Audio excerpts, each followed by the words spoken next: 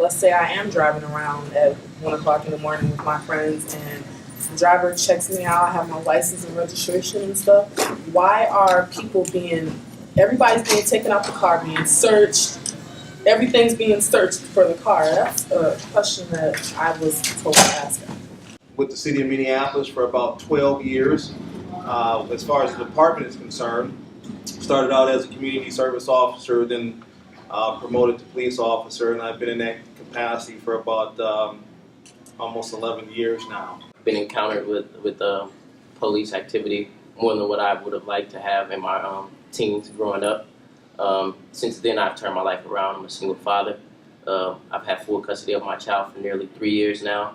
You're attacking the person who's enforcing the policy. If you get whooped by an officer or you're getting treated a certain way, someone has given that person, someone signs that person's check.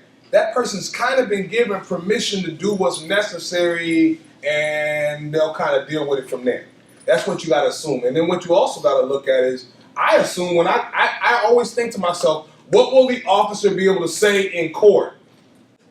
Is the fact that it doesn't matter if you're being nice, Right. or you're not being nice, they're still coming at you. Yeah. Does racial profiling exist?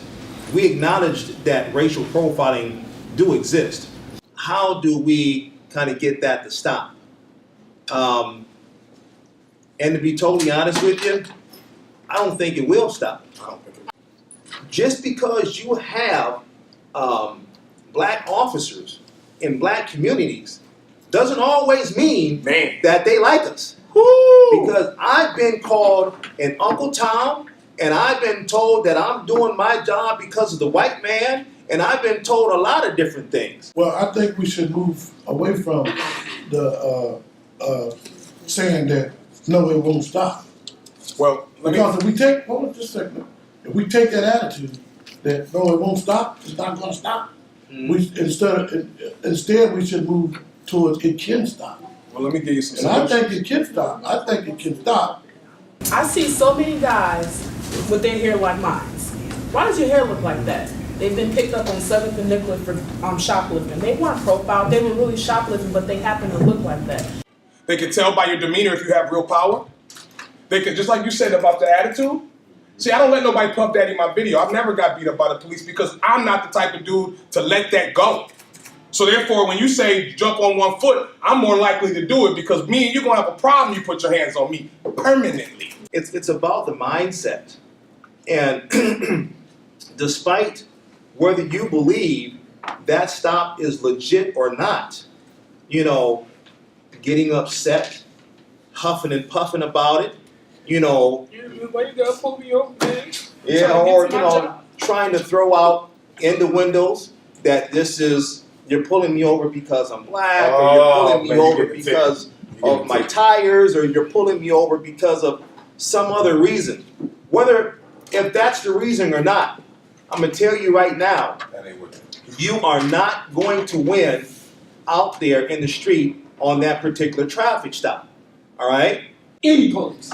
I've changed the way I dress. I've changed my reality. I've changed my behavior, and I still have problems. Well, I only talk about me. I can't talk for nobody else. Just Like I said, we have a department of almost 900 individuals.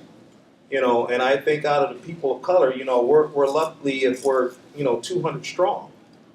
You know, now if you want to feel and believe that the other 700 Caucasian officers, you know what I'm saying, are going to treat you the way that you should be treated, you know, each and every time, and that they're going to, you know, stop or, you know, racial profiling, if you will, or whatever, then so be it. When you get pulled over, is there any reason for you to get pulled over other than the color of your skin? No. There's no other reason for me to be pulled over. I'm usually dressed in a suit when I go to North Minneapolis because I'm president of Kappa Delta, and I drive a nice vehicle, but I'm a black man. I'm young, and I'm in North Minneapolis, which is perceived to be a bad neighborhood.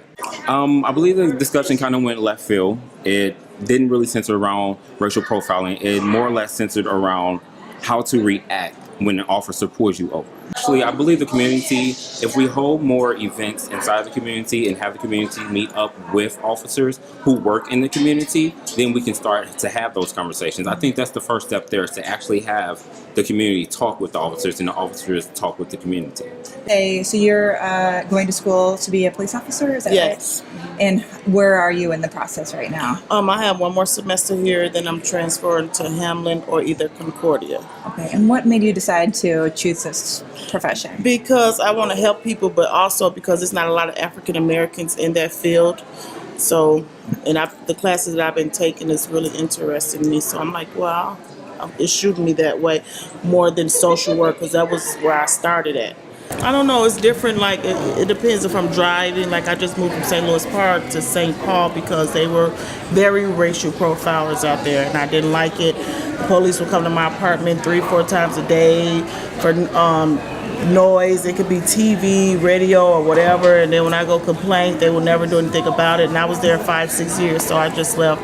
Or if I'm driving my car, they just pull you over and I be like, here go license and insurance, and I still have the same problem, and I've been in the neighborhood so long, so I got tired of it. All they can do is just take their report seriously, look into each one instead of ignoring them.